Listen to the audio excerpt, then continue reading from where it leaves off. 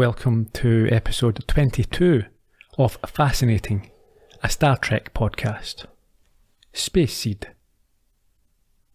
In this week's episode, an echo of Earth's 20th century threatens to wreak havoc upon the Enterprise, as the SS Botany Bay and its long-forgotten crew awake in an unfamiliar future and set about the task of relieving Kirk and his team of their ship.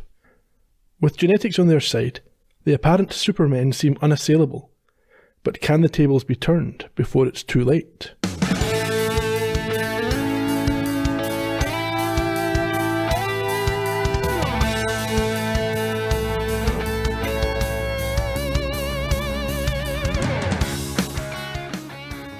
You're in bed, holding a knife at your doctor's throat.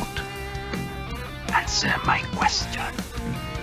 Most effective if you would cut the carotid artery just under the left ear.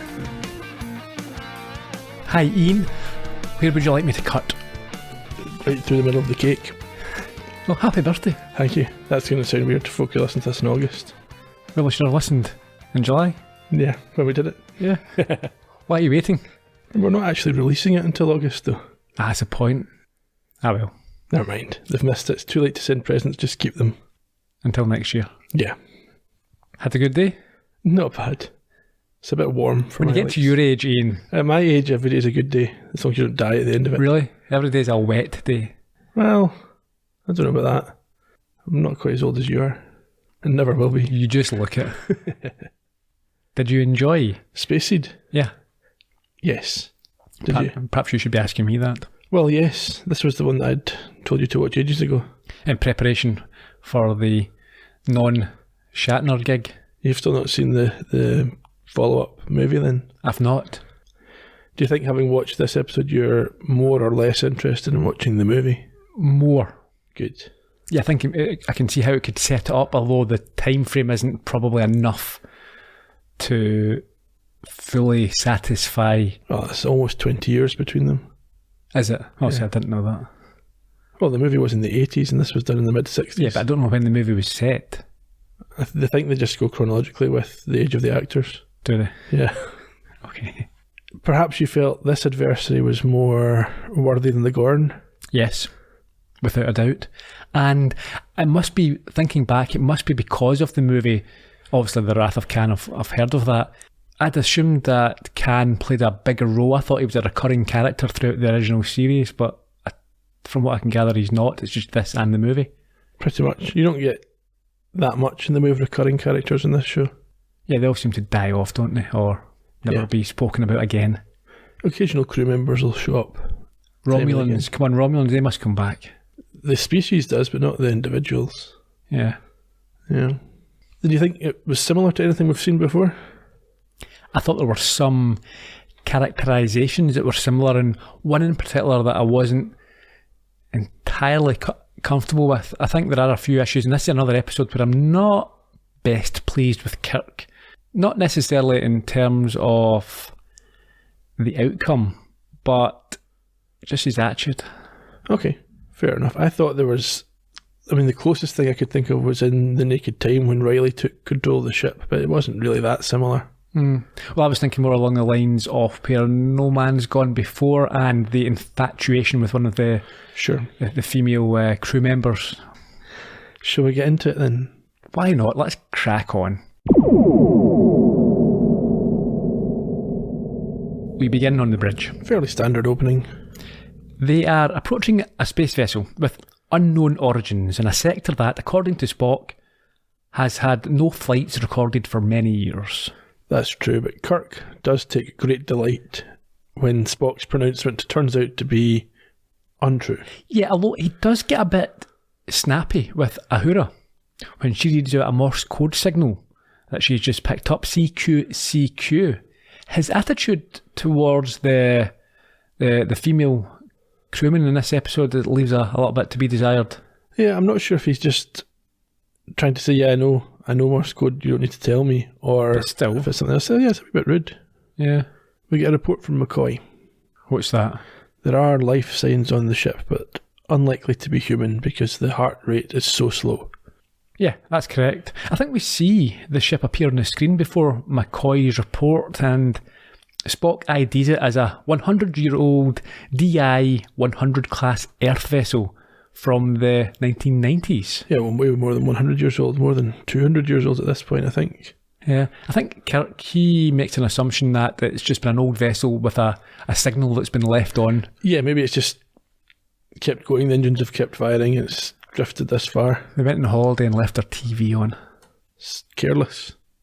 In any case, Kirk orders a full alert on the Enterprise as we get a nice shot of it pulling up beside this new craft. I thought it was very picturesque. It was good, yeah. There's some good music in this episode as well. You liked it? Yeah, it was used nicely.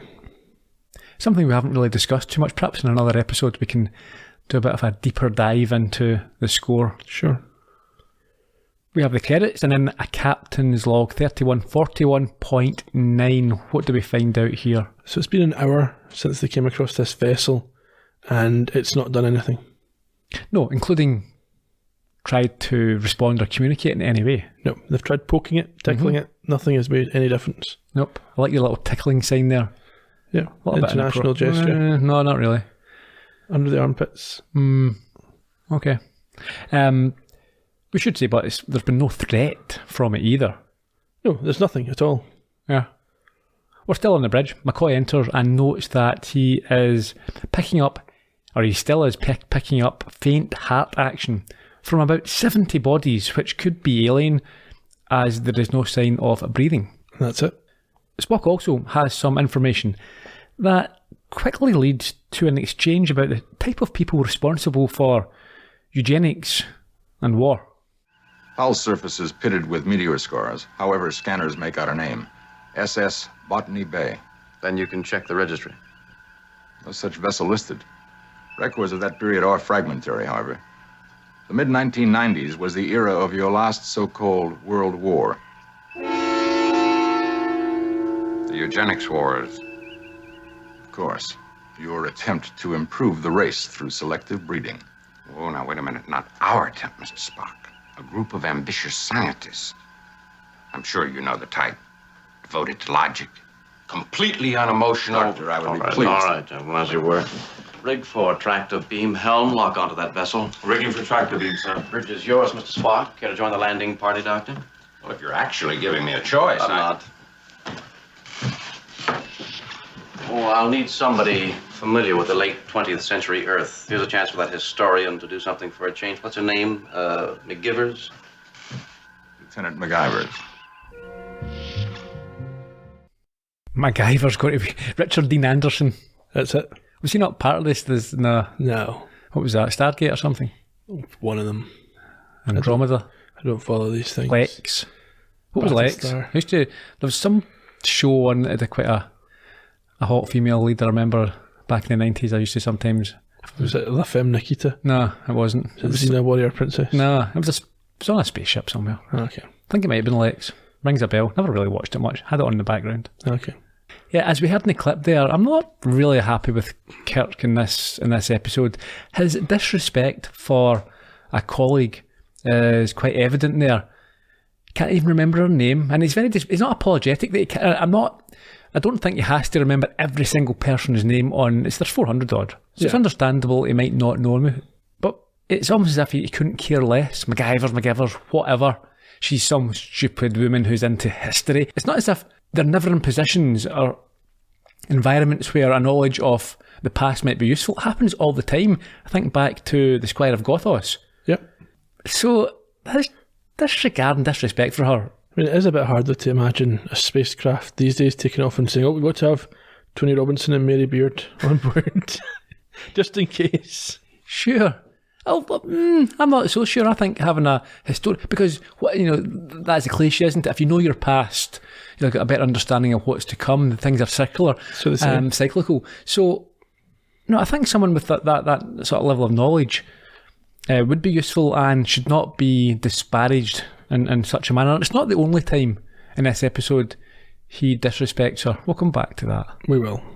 He certainly didn't hook up with her at the Christmas party. She wasn't. That's why I think he was jealous. That's probably the problem. She's turned him down. Yes. We head straight over to MacGyver's. Is it MacGyver's, isn't it? It's MacGyver. I'm doing a Kirk. Can't remember. You slack him off and then to do the same thing. I'm not her boss, however.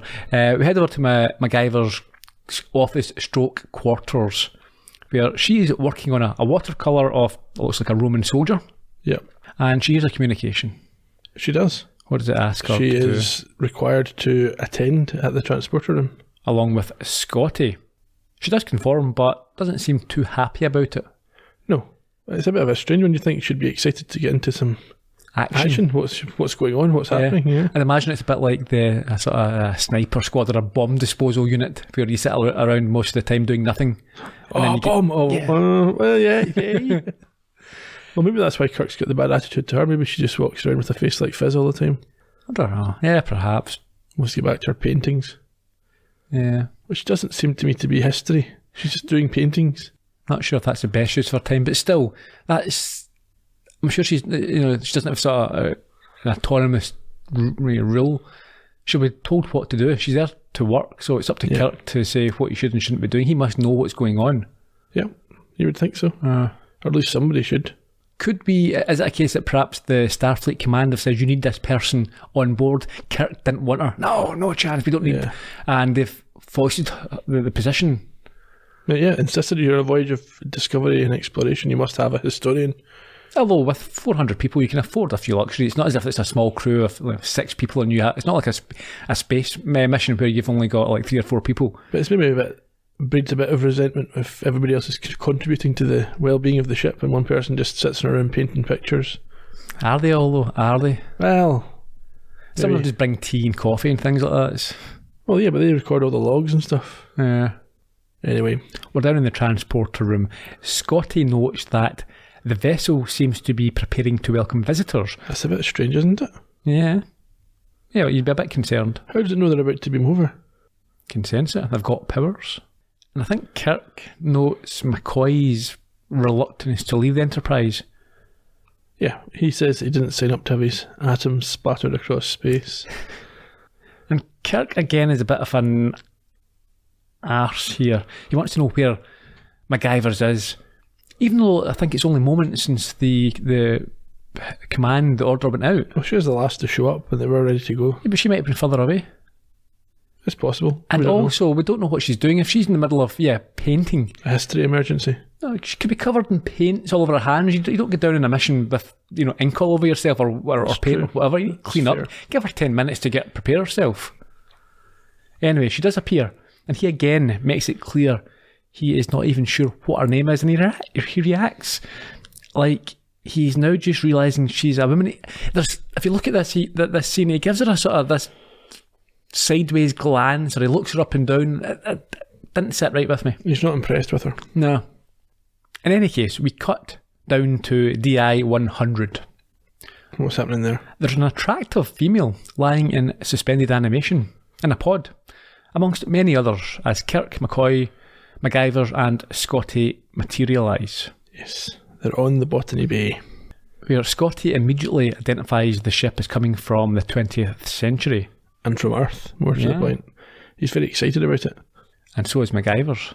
Well, of course. She confirms to Kirk that it's a sleeper ship, which was required at that time because prior to 2018, space travel could take years. But now, obviously, after 2018, it takes, days. It's fine, yeah. Yep. I'm glad they predicted that one correctly. Mm-hmm. Kirk wonders if it is possible that they are still alive. McCoy says theoretically yes, but he seems sceptical. Why? He's aware of their heartbeats. I mean, they're obviously still alive. At a very low level, so is it life enough to sustain brain activity? Well, that's the question. Well, that's different, isn't it? Brain activity is... You're still alive. Well, you could be brain dead. Could be. Yeah. The lights come up, and something has been triggered as, amongst a handsome group of people, as described by MacGyver's, we see the chest rise and fall of a man with long, dark hair. He reminded me, his hair of a... Well, it's a ridiculous haircut. It reminds me of Gene Simmons from Kiss. Fair enough. It's all the style back in the 90s. Yeah. Yeah, it's another correct prediction from the writers of Star Trek. McCoy confirms that this chap's heartbeat is rising and there are no signs of a respiration. And after apparently being distracted by the handsomeness, Off the man, MacGyver tells Kirk that the leader was usually programmed to awaken first. Yeah, well, he wasn't programmed, but his compartment would be set up to activate early so he could assess the circumstances. Seems sensible. Hopefully they've got a backup plan if his has malfunctioned.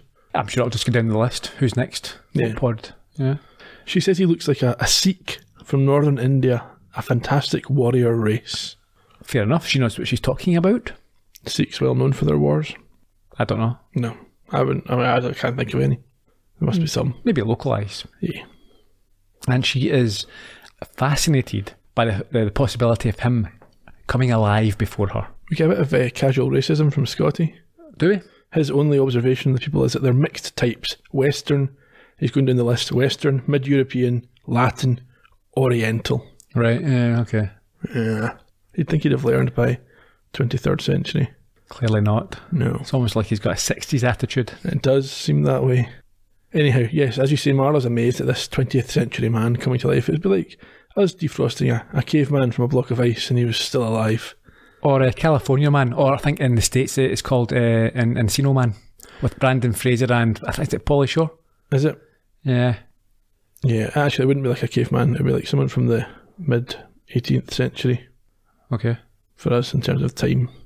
Anyhow, yes, McCoy starts to worry because the readings are fluctuating and... Well, when you say they start to drop dramatically. Yes. They're dying in front of them. Kirk takes remedial action and there's a wee bit of a blooper here. Is there? Did you notice? No. So as Kirk uses the torch to smash the glass panel, his phaser falls off his belt. Right. And you see McCoy kind of glancing at it and back a few times, wondering if they're going to continue the take. Well, you say it's a blooper, but if you carry on, you might do that in real life. I think it was... Yeah, I think it'd be harsh to call it a blooper. It's just an unintended event. Sure. So they get this chap out of the pod and he struggles to breathe and speak, but does manage a whispered question. Yes, he says, how long? Kirk says 7 inches. Anyway, and Kirk tells him 2 centuries before communicating with the Enterprise and advising them to expect a guess. Yes, McCoy's going to take his new... Did we both independently write that or think of that childish joke there? I didn't write it. But yeah. I think one of as soon as you hear it said, that's the obvious response. It's the only answer you can have. Yeah. It's the 17-year-old in all of us. Mm-hmm. I wish I'd sitting. Oh, come on. MacGyver's is remaining transfixed even as the scene comes to an end. She is, She's obviously infatuated with this situation. Mm-hmm. Yeah, like I said, she very much reminds me of Denholm, Sally Kellerman. Yeah. From the earlier episode. We have a supplemental log here. Yeah, well, a bit of an update. 10 hours now they've been alongside the Botany Bay, so 9 hours since the last captain's log. There's still a boarding party, including Scotty, I think, over on the ship, but Kirk's come back to the Enterprise and they're going to try and see if they can save this first man before they try to revive anybody else. On the bridge, he communicates down to Scotty, who tells him that there are no logbooks and that 12 people have perished already, leaving around 72 alive, and notes that 30 of them are women. He then speaks to Spock and is intrigued with the possibility of finding out more about the 1990s, a period that Spock describes how... Yeah, Spock refers to the strangeness and the violence of that period. I was thinking it'd be funny if it was all like... It's, the 1990s, but it's terrible clothes, grunge, it's a Backstreet Boys. Shell suits. Yeah. Avril Lavigne, is that she 1990s? More into the 2000s, I think. Was it? Anyway, that whole sort of... Britpop. In the UK, yeah. Yeah, it's not a good time, to be honest. I don't really... Looking back, I don't like the 90s. The late 90s were a lot better than the early 90s, weren't they? John Major for 5 years. And, yeah, if you're looking at politics. But then nothing happened. Yeah. Like, literally, there was 5 years of nothing between 92 and about 96. You think? Oh, what do you remember from... Well, that's only 4 years for a start. No, I'm including the 2 years either end. Oh, right, okay. Well, I don't know. I haven't checked out, but I'm sure there's something went on. No, nothing. You check. The history books are empty. Euro 96? That was at the end of that. That's when we came out of it. USA 94? Yeah, Scotland didn't qualify. Nobody watched it. In fact, I don't think any of only Ireland from... Are you suggesting that no one ever watches the World Cup. Well, England didn't qualify either. It was No, they're not won that, yeah. It wasn't as big an event in this country, I don't think, because of that. Away you go to talk rubbish. Absolutely massive. I watched it in France. I was on holiday. I remember Ireland beat Italy in the giant stadium. I remember more. Ray Houghton scored a classic. Stoichkov for Bulgaria and Hadji for Romania being the guys that were the most impressive for me. Okay, yeah, good players, yeah. And you had the whole baby rocking celebration craze that's still going on today. Terrible. That was Brazilian. Bebeto, yeah. Terrible. Should never have started that. No. I like old school goal celebrations. One hand in the air, run away. Yeah, Dennis Law and Alan Shearer. Yep. That's fine, that's all you need. Yeah. Yeah, no knee slides. Nope. Or making little heart shapes with your fingers. What's that all about? Bale's terrible for that patter. No pointing up to the gods either. Frank Lampard. Thanking your dead granny. All that sort of stuff, yeah. Let's keep that to the changing rooms. Yeah, I don't like...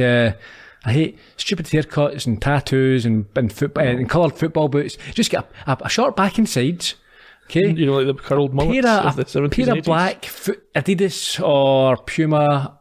No Predators either. No, studs in the bottom. Yeah, bit of dubbing on them. That's all you need. Yeah. Don't want to see anything else.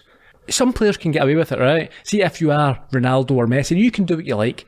But your average football player who's got the haircuts and the tattoos and all that sort of stuff, you would have been better placed on a training ground instead of in the tattoo parlour or the hairdressers or whatever it is you're doing because you're hopeless. Fair anyway, enough. Unless you become World Player of the Year, you shouldn't be messing about with that sort of stuff. Well, that's the thing they always say. If you're wearing coloured boots, you better have the game to go with it. Oh, well, everyone wears them these days, doesn't they? That's the thing. They do, yeah. See, that's the thing, isn't it? It's if you were to wear black boots, you would stand out more. Almost, yeah. It's like myself as well. I don't have any. And again, if you get most people have got tattoos, so I'm not having a go. But it used to be a thing like tattoos would stand out. You'd be different. Last summer when I was in the beach or like the pool, not having any tattoos. I'm the one that stands out. Every other. Also, because you're kind of glowing white. Not at all. By that point, I'm glistening, I'm thinking, right? But I'm the only one. I remember looking about, going, I'm the only person with no tattoo. Yeah, I'm the individual. I'm the one who's different. Yes. Anyway, we're all individuals. We're all individuals, yeah. I'm not. Now, anyway, that's my rant. That's us on modern football. Yeah, modern football's dead. Haircuts and boots. If you're American listeners, love all this. It's the same in their sports as well. Well, that's probably too many. It's messing about with celebrations and all sorts of stuff. Practice your skills, and you'll be better at your job. Forget about all other stuff. Exactly. You sound like old. You're actually getting old now. You know that's it. Yeah, that's it. That's the thing. Kirk and Spock, getting back to this, discuss. Well, before they even get to discuss it, Spock's onto the poo-pooing because Kirk wants to raise the question of this being a penal vessel. A what? A penal vessel. Oh yeah. Okay. Yes, he quite rightly makes the point that during a period of war on Earth, it would be really inefficient of use of your resources to be sending 70 people into space. I mean, you could have stuck them in a jail or murdered them. Anything. Yeah. Yeah. That's not what you would do. Anyhow, Spock denies having the capacity to feel irritated at the lack of facts available to him to draw his own conclusion. Yeah, but these lack of facts does open them up to an element of danger. Yes, Kirk therefore instructs Helm to head for Starbase 12 and bring the Botany Bay in. I'm sure we've heard of Starbase 12 before. I've heard of one of the Starbases. Okay. I don't keep track of the numbers. In sickbay, Kirk enters and is told by McCoy that the stranger will live, although it was nothing to do with him. Well, it's not that it's nothing to do with him, but it wasn't down to his skill, it's just down to the man's fortitude. Yeah, so nothing to do with him. I think he might still have died if McCoy had done nothing. Did he do anything? Pretty sure he brought him over and gave him oxygen or whatever he needed. You think? I reckon so. Oh. What I want to know though is how have they avoided muscle wastage? He's been sleeping for 2 centuries and not exercising. I'm guessing that in the future you can inject something. Electrical stimulus or something inside the chamber? I think maybe you would just inject something into the muscles, which would do like a sort of collagen or a sealant or some sort of substance that would, a bulking agent. You think? Yeah, that's what I would do. You've thought this through? Yes. Okay. McCoy goes on to state that this stranger has an incredible constitution and guesses he has tremendous strength and wonders if his intelligence, his brain, matches these physical attributes. And this again is more water for the thirsty MacGyvers. As she walks in and hears this, she's clearly in awe. Often. Yes. Well, you would be maybe as a historian if a historical figure came to life. Yeah. But she's not maybe tipping to the side of professionalism. No. Kirk tells her he wants to talk to her in front of McCoy in the adjoining room. If I were to rate your performance as a member of the landing party today, No, sir, I'm sorry. Lieutenant, at any one time, the safety of this entire vessel might depend on the performance of a single crewman aboard. And the fact that you find a man strangely compelling to you personally. Not personally, Captain, professionally. My profession is historian, and to find a specimen from the past alive, I mean, the sheer delight of examining is mine. And men were more adventuresome then, bolder, more colorful. Yes, sir, I think they were. Good. If I can have honesty, it's easier to overlook mistakes, that's all. Yes, sir.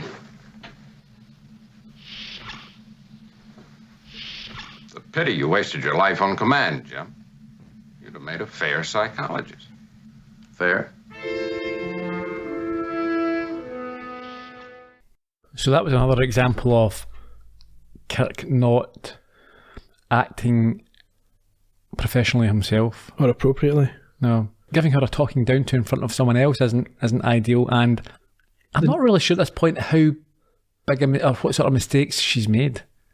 No, she answered the questions that she was asked. She maybe was a bit distracted, but you'd expect that. It's like an archaeologist finding, the pyramids or something. It's like, well, stay professional, don't get too, she's bound to be excited by this. She's enthusiastic, she's passionate. This is an extremely unique the only thing opportunity I can think of, tying back into what we said earlier, is there's an unwritten subplot where Kirk is now jealous of something. Possibly. Or it's just the fact that they know how things are going to play out, and they're creating it a wee bit, yeah. Yeah. But then it doesn't make sense from her point of no. view. Also, having dismissed her in this way, to then have he and McCoy joke about how good he is at psychology. And yeah, he's not very good at psychology at all. An inappropriate conversation as well. Yeah. In the other room, we see the stranger rise with a wince. And when he gets up to stretch, he overhears the lab report sent to McCoy that confirms all the bios were fine before he spots something. Yes, a display. What type of display? Ancient medical instruments. He removes a scalpel before returning to bed and pretending to be asleep. Sneaky. And therefore, when McCoy goes to check on him, he has the knife pulled, as we heard in the intro clip. We did. McCoy, rather than becoming intimidated by this, simply asks them, or directs them, as we heard, towards the carotid artery, and asks him to choose between slitting his throat or strangling him. So I think this bravado impresses. He earns a bit of respect. I think McCoy's just annoyed. It's like, I'm treating you, I'm helping you, why are you reacting in this way? Oh, you would be annoyed for sure. Yeah. The man then wants to speak to his captain, as he has many questions, and so McCoy communicates down for Kirk. Not before confirming that the voice this man remembers telling me he'd been sleeping for 2 centuries was, in fact, true. Yes. That wasn't a false memory. So a little bit later in sickbay, the chap's sitting up as Kirk enters and introduces himself. Yes, he's asked their heading, and knowing that this will mean nothing to the guy, he says they're heading for Starbase 12, and he confirms that 72 of the pods remain operational, and that once they get to Starbase 12, they will be revived. He then decides to identify himself. Yes, he says his name is Khan. Just Khan, but will not confirm when he set off on his mission, or answered any questions at this point in time now because he's fatigued. He's being a bit cagey, I think. He still wants to assess the situation. Yeah, Kirk wants to push him, but McCoy interjects and advises that later would be better. Yeah, and then Kirk makes a very foolish decision. You have this stranger on your ship. Or certainly McCoy believes that he is physically very powerful and potentially intellectually very powerful. We don't know if he's a friend or a foe. What do you do, or what shouldn't you do? You shouldn't give him the blueprints to your spaceship. No, access to the entire library on the ship, so he can find out all sorts. A little bit of an echo of Gary Mitchell here. Yeah, when he was speed reading the entire ship's computer. Mm-hmm. So in any case, Can thanks him, Kirk leaves, but there's a look to McCoy that shows he's unsure about how to read this patient. So they do know that... There's some suspicion. Yes. I don't think Kirk's getting any concern. No. Not at this stage. Up in the bridge. He's discussing this with Spock. Yes, he confesses that he is confused by Can, and Spock actually makes the point that he's making considerable use of the library. Yeah, and Kirk thinks it's only fair given the catching up he has to do and the fact that he will have to live the rest of his life in this century. Sure. He then asks Spock if it is possible that Can could be a result of a selective breeding program, and he confirms it is possible, as in 1993 a group of supermen seized power in 40 different nations. I think that's probably because in that reality Neil Kinnock won the 1992 election. It's not really my memory of 1993. Are you sure? Do you not remember that? No? Maybe I've just forgotten. I was quite young. You weren't? No, you weren't. I hadn't turned 12 until 1993. Yeah, apparently. Kirk tries to play down the Superman tag, but Spock reminds him that superior power breeds superior ambition, and then notes that there were around 80 or 90 unaccounted for when these overthrowers were finally defeated. Probably worth noting that there were 85 pods in the Botany Bay, and just leaving that there for a moment of thought. I think Kirk makes the point that there was no mention of this in the history books, as you can confirm, Ian. Exactly. But then I suppose history is rarely accurate. It's all political. Written by the victors, they say. Well, that's one way of looking at it. Written by people who want to influence other people's behaviour.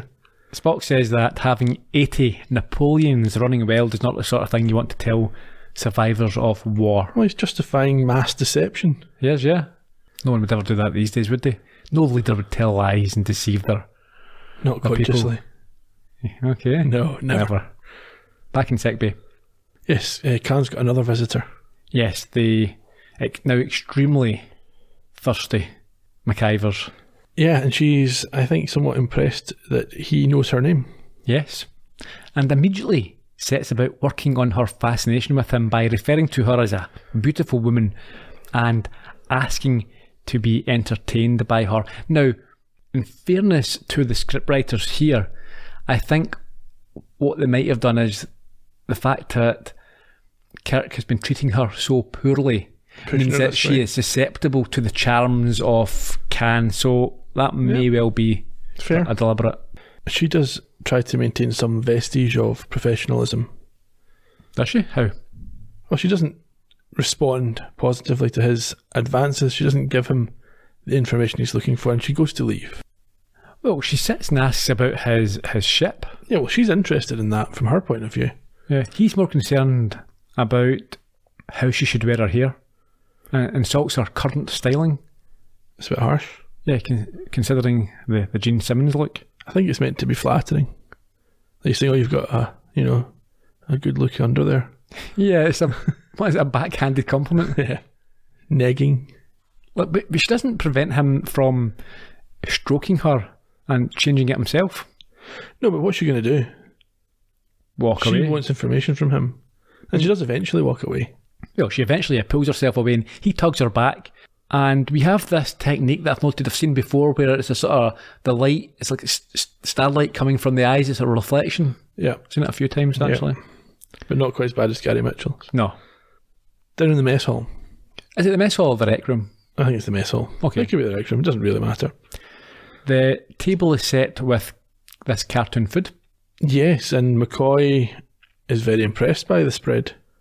Yes, he's told that it was or is McIver's idea to welcome Khan to their century. I think Kirk is starting to worry about her.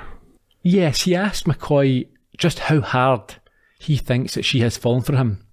But McCoy's got I'm not sure I agree with his response. Well, he says that Khan has a certain magnetism that could overpower her, given her fascination in him from a historical point of view. Yeah, but he also says that romance is not forbidden, but I think it would be forbidden. I mean, you're at your work here, it's not just a free-for-all. Yeah, I think he's maybe not seriously concerned, so he's being playful with it, but I think Kirk's concerns are real. And with good reason. We're in MacGyver's room now, where Can comes in and praises her work before interrupting her to note that she has changed her look for him. Yeah, he's also very pleased that she's painting him. Oh, you would be. Yeah. Quite the compliment. Yeah. In the nude. Maybe. She just hasn't got that far.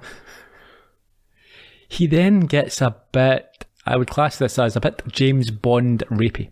Yeah, so she says she knows who he is, that he is the same as these people, Leif Erikson, Napoleon, Richard the Lionheart. So maybe that's a wee bit later she says that, but it's the same idea. She's given this impression that she classes him as someone of this nature. Sure. And he says that men such as these dare to take what they want.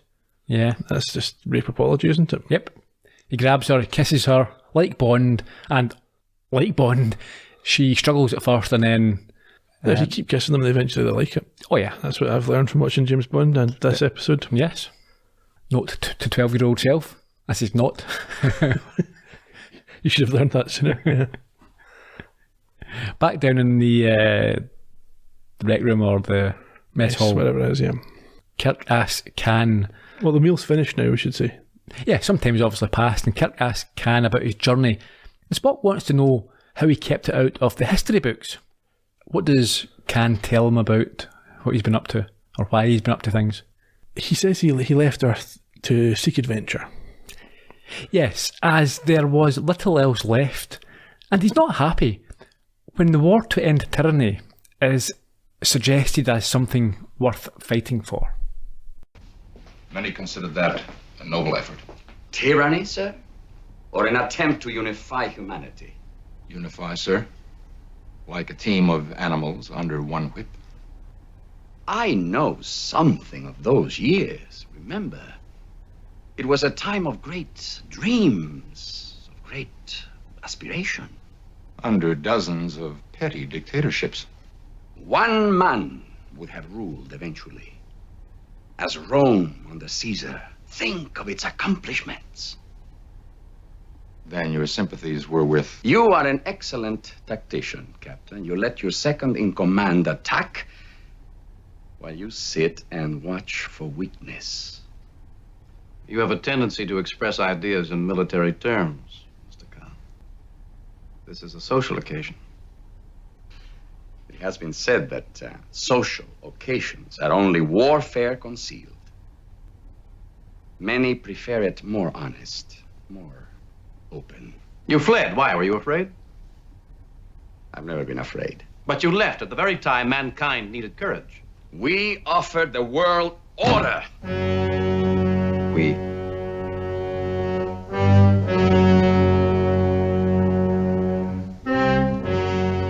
Excellent. Excellent. I think Khan's moderately impressed that they got that from him. Yes, but he can barely conceal his anger as he then excuses himself, claiming tiredness. Once again. Up in his quarters, he is pacing his room when MacGyver enters to apologise for the way that he was treated. This is a disturbing scene. Tell me about it. So viewer discretion is advised. Khan is less upset with Kirk and Spock than MacGyver says. He understands why they would do that. He's a mystery to them. He would work out an opponent in a similar way. This is where she says explicitly that she classes him alongside Napoleon Erikson and Richard the Lionheart, who he was a crusader, wasn't he? Mm-hmm. Not sure he's quite... I suppose there's similarities. Probably a decent leader. She doesn't think that Khan's going to enjoy the 23rd century, but he says he'll remould it to his liking as he tries to kiss her. But when she initially tries to stop him, he very quickly switches his personality and tells her to go or stay, but to make sure whatever she decides, it's because she wants to do it. Now, he's angry though. And this scene, I enjoyed the scene in the sense that it showed a sort of master manipulator at work. He's obviously spotted her weakness, looked for her vulnerability, and he's playing it's psychological abuse. It reminded me of like domestic abuse you get here. It's not always physical, it's how people can bully and manipulate their partners, and this is a prime example of it. Yeah, it's horrible to watch, but also very well performed. Yeah, it's a good scene. I think this type of scene gives these episodes a bit more gravitas. They lend a bit more weight. It's not quite as fluffy as some of the other. Exactly. He isn't content now for her to say she wants to stay. No, he feigns being insulted by her supposed graciousness, and then demands that she has to now ask. Basically beg. Yeah. Yeah, and she does. So obviously the plan has worked from his point of view. Yeah, he's a cunning one, isn't he?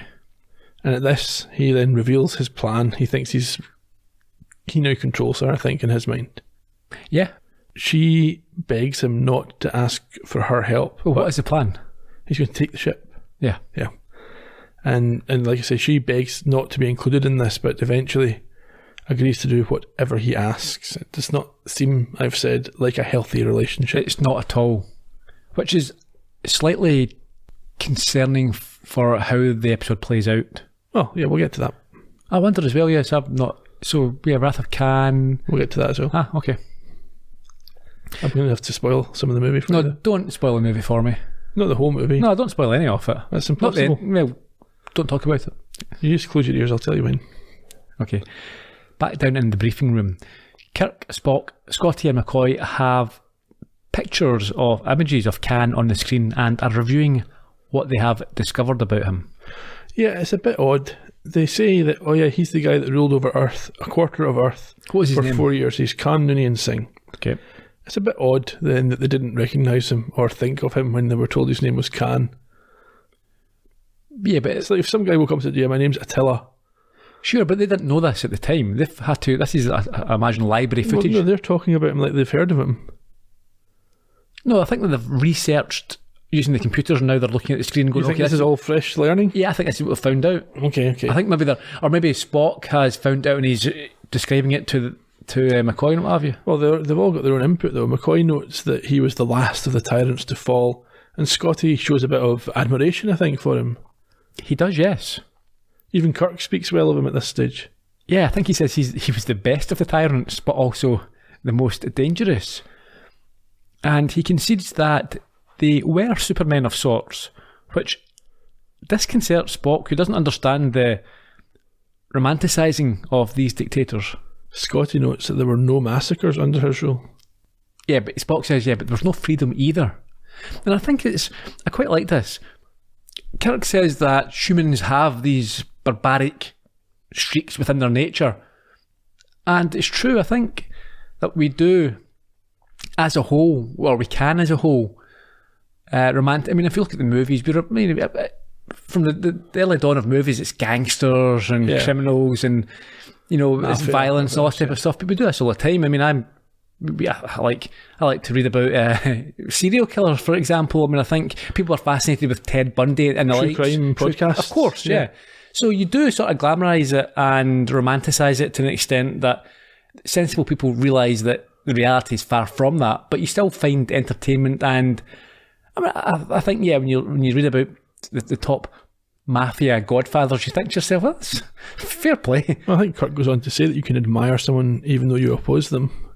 Without a doubt, yeah. Or what they stand for. Mm-hmm. Even McCoy's in it, he's noting that Khan only fought wars when he was provoked.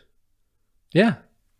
But Spock is generally unconvinced, and Kirk agrees to put a guard on Khan's quarters.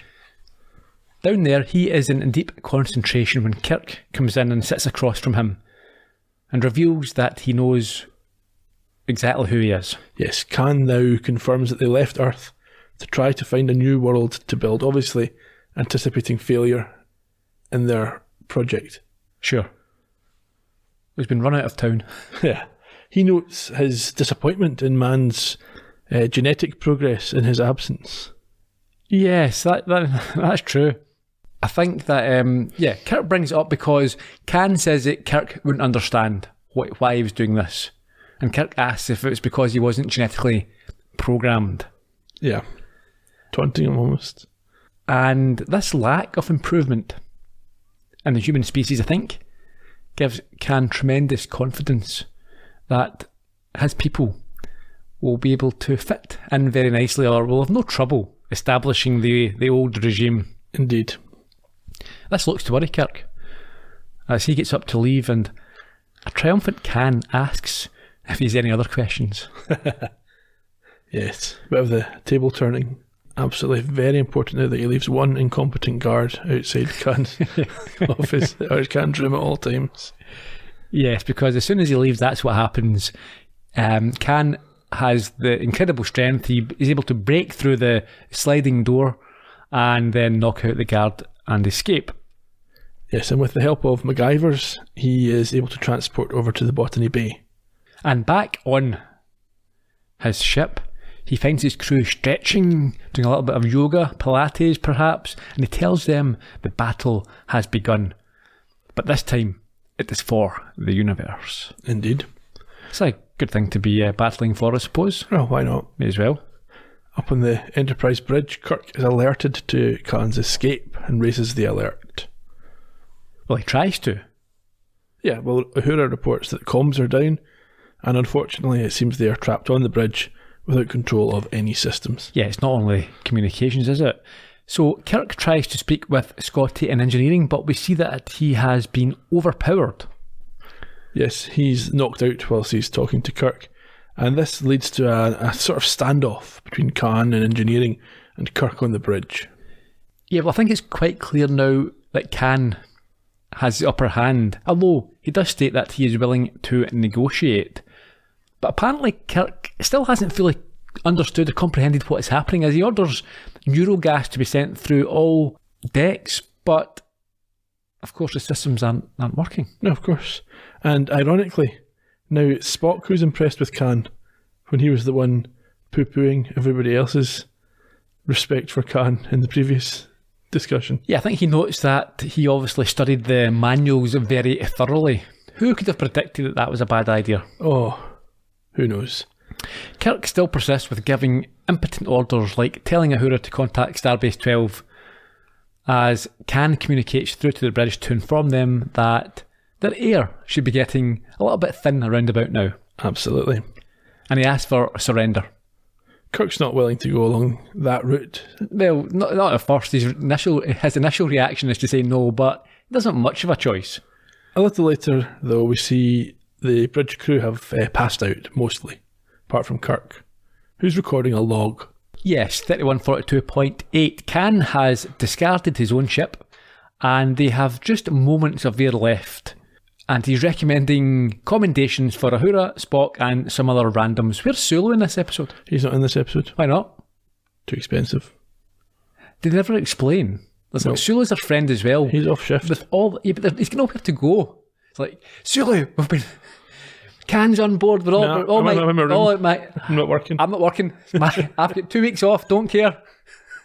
He's down in the botanics lab doing his flowers. Yeah, The wee guy with the glove. sure. Kirk tries to take full responsibility at the end of this log, but passes out before he can complete his statement. He does. In the briefing room, we find out that fortunately, they're not all dead. No, as soon as they'd passed out, they were recovered and captured. Yeah, I think it's the department heads who are there, minus Kirk. And they sit and listen to Khan's offer for them to join him. Apparently, he'll treat them well. He just wants them to get behind him. Yes, and there's one problem. What's that? He hasn't anticipated that they would want to see, I think, what's going on with Kirk. Or Yeah. he wants to show them. Well, I think Scotty demands to know where Kirk is, and so Khan forcibly has Uhura engage the viewing screen, which includes what? Oh, she gets struck to the face quite powerfully. It's a very fearsome backhander. You'd think, having read all the technical manuals, he could turn it on himself. Good point. Very good point. Maybe it's just a show of power. Maybe. If you don't obey, this is what will happen to you. Yeah. I didn't think...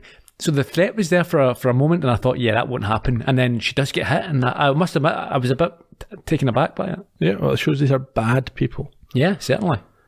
She's almost struck a second time, but Marla steps in. Yes. Have you used the word Marla before? The name Marla? MacGyvers. Yeah. And the screen is eventually turned on.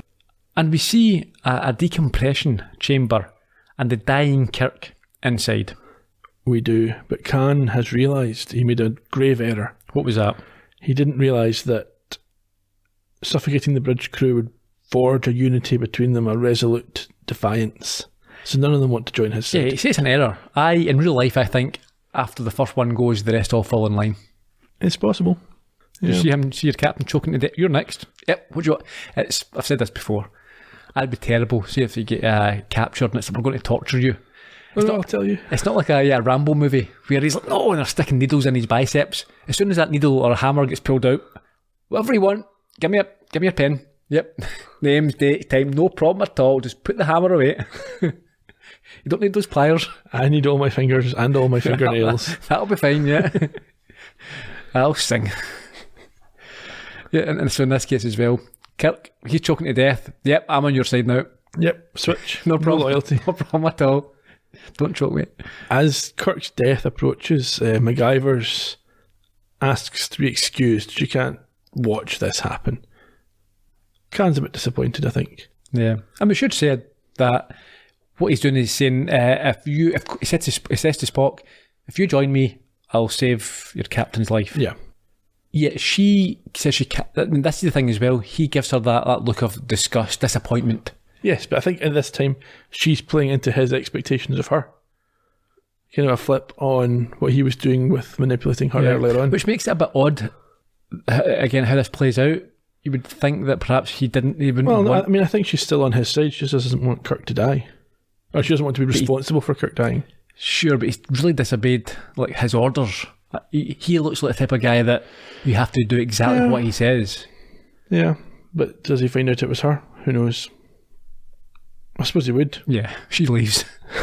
Yeah, especially when she... we'll find out what she does. Yeah, okay, so we're down in the decompression chamber. Well, no, but seconds after she leaves, they lose the picture from the decompression chamber. That's true, yeah. But Khan's not concerned. Kirk will be dead.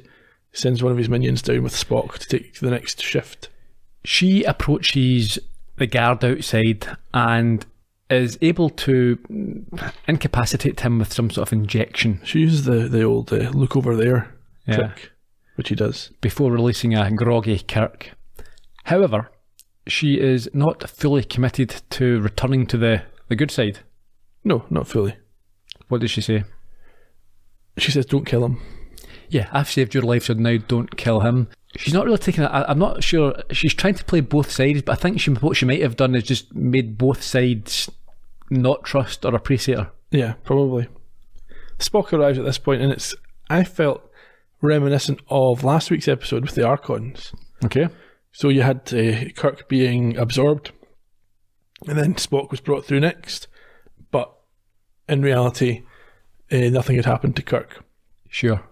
So it's the same here. Spock arrives expecting Kirk to have been killed, but no, Kirk's fine and they can team up to save the day.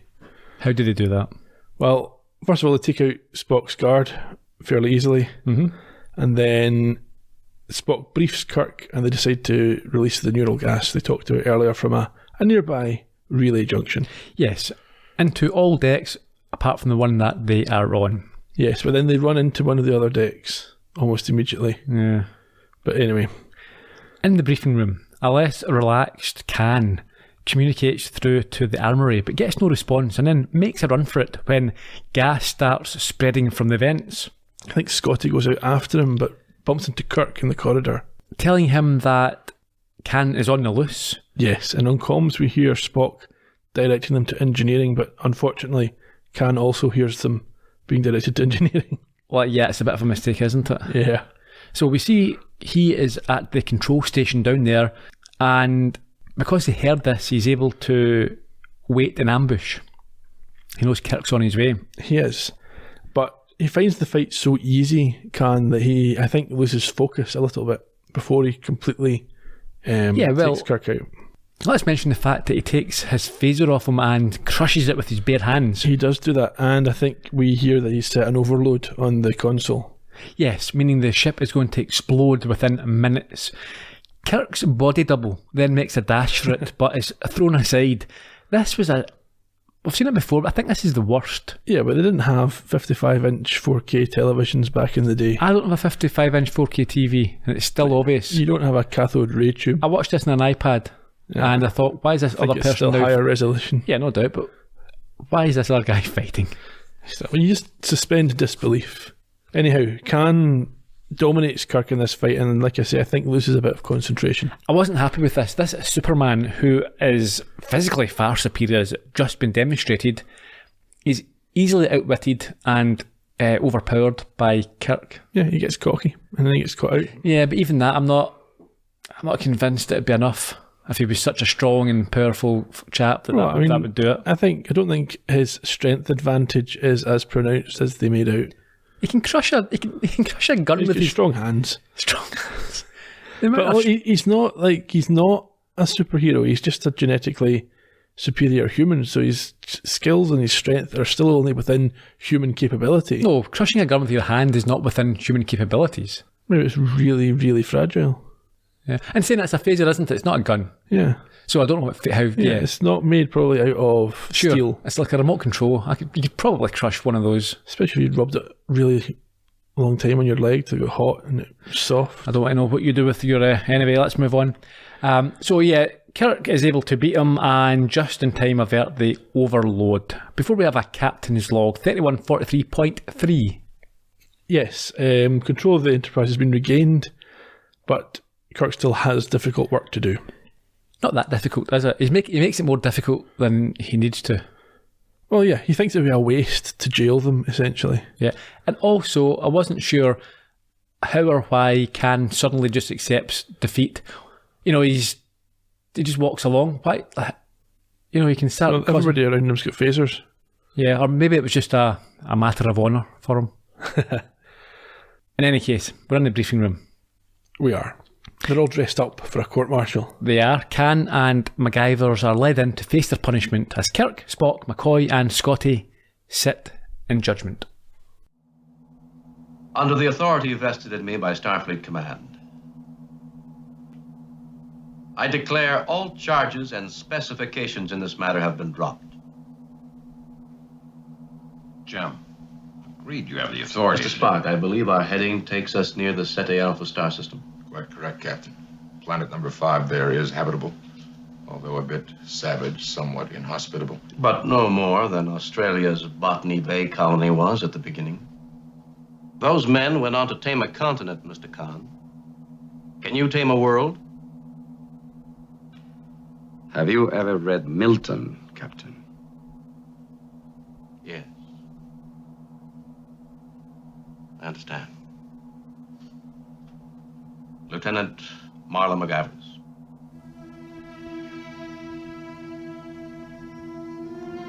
Given a choice of court-martial or accompanying them there, It will be difficult. A struggle at first, even to stay alive, to find food. I'll go with him, sir. A superior woman. I will take her. And I've gotten something else I wanted. A world to win, an empire to build.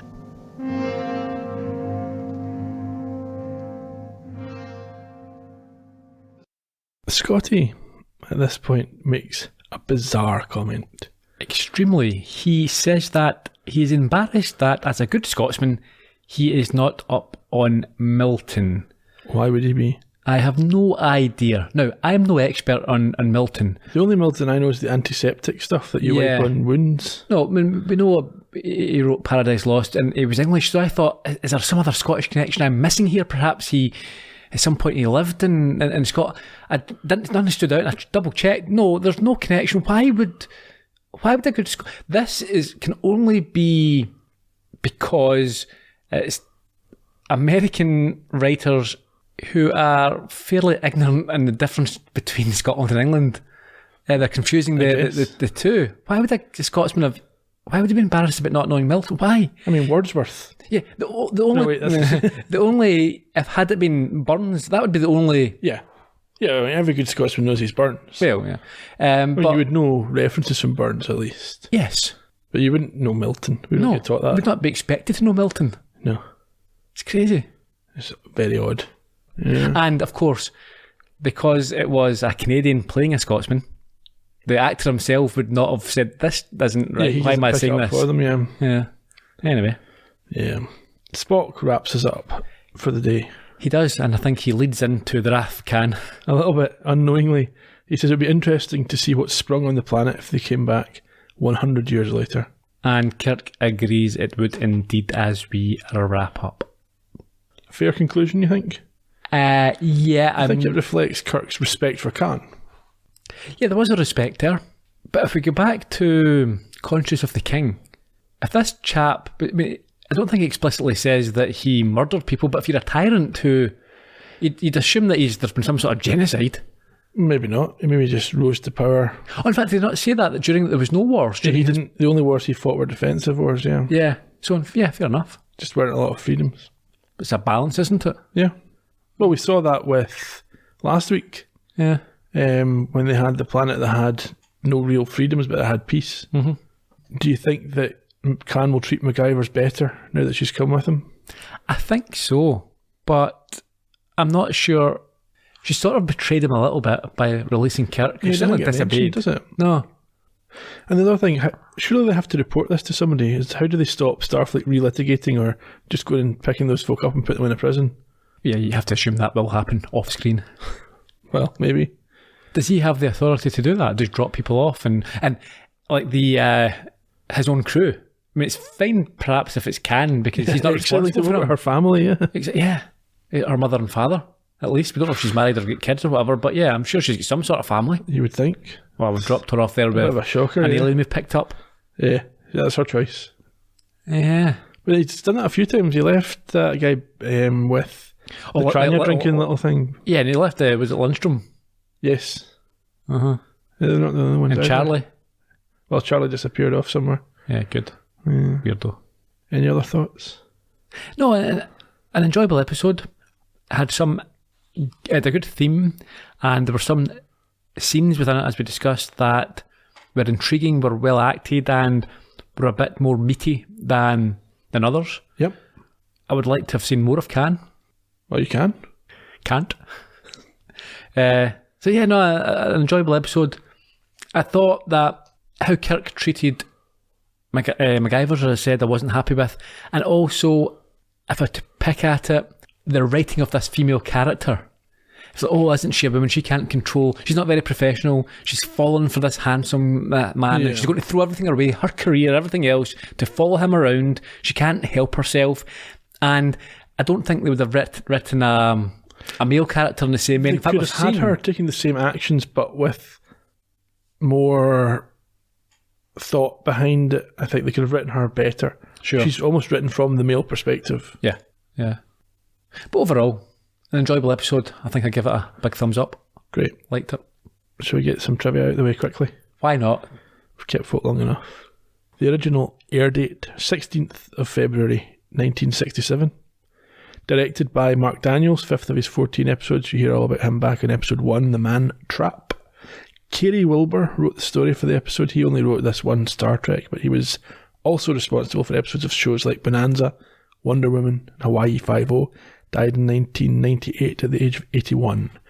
Ricardo Montalban played Khan, and he is our Columbo connection this week. Certainly is. He, of course, played Luis Montoya in the episode A Matter of Honour. An often underlooked and undervalued episode. I think I quite enjoy it. And also Columbo doesn't prove anything against him. No. Anyway, he would reprise the role of Khan in the second Star Trek feature film, and he had a long and productive career in film and television, including movies like The Naked Gun and shows like Bonanza and Fantasy Island, and he died in 2009 at the age of 88.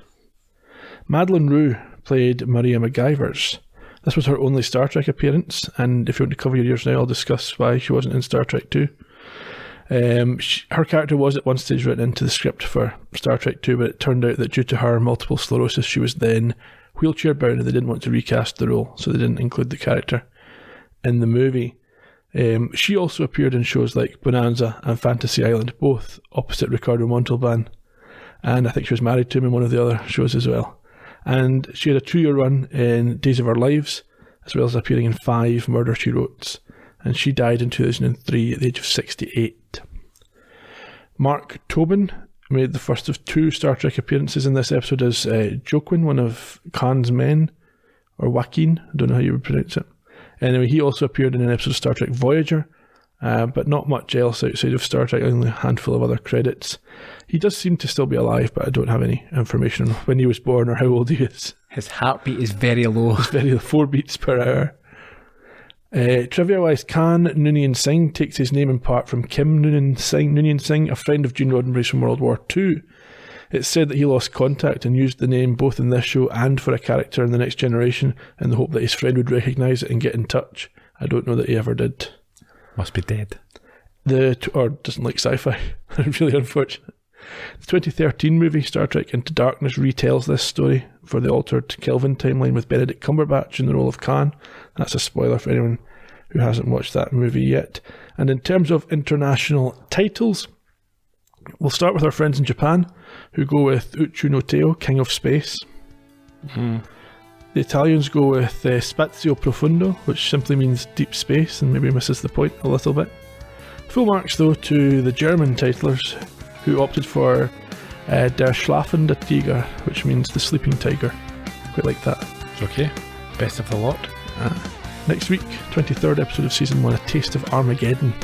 Oh, just a taste. Sounds a bit ominous. Until then, get us on the usual social media channels, and we will see you in 7 days' time. Cheerio. Bye-bye.